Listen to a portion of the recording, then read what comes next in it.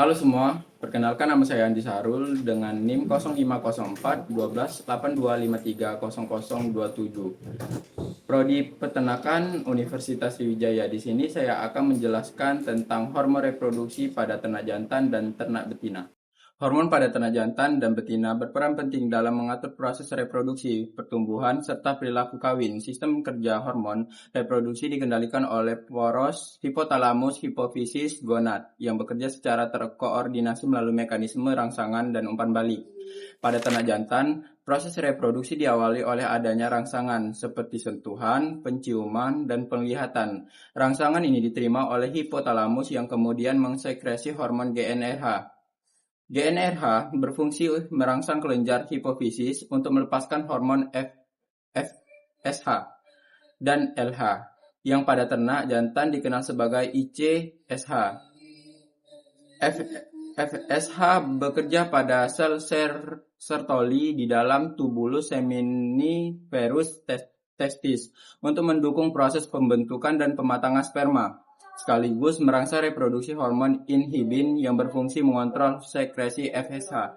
Sementara itu, LH atau ICSH merangsang sel Leydig untuk menghasilkan hormon testosteron. Testosteron berperan dalam meningkatkan libido, mengatur perilaku seksual, serta membentuk ciri kelamin sekunder seperti perkembangan otot dan sifat kejantanan.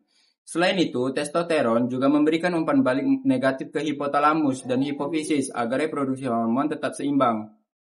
Hasil akhir dari mekanisme ini adalah spermatogenesis, yaitu proses pembentukan sperma berlangsung secara kontinu setelah ternak mencapai pubertas.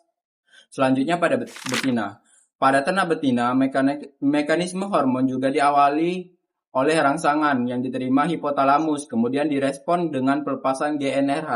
GnRH merangsang hipofisis untuk menghasilkan hormon FSH dan LH. FSH berfungsi merangsang pertumbuhan dan perkembangan folikel di ovarium. Folikel yang berkembang akan menghasilkan hormon estrogen yang menyebabkan munculnya tanda-tanda birahi, estrus, dan menyiapkan kondisi uterus agar siap menerima pembuahan. Ketika kadar estrogen mencapai puncak, terjadi lonjakan hormon LH yang memicu ovulasi, yaitu pelepasan sel telur dari ovarium. Setelah ovulasi, folikel berubah menjadi corpus luteum atau CL yang menghasilkan hormon progesteron. Progesteron berperan mempertahankan kebuntingan dan menjaga kondisi uterus. Apabila tidak terjadi pembuahan, uterus akan menghasilkan hormon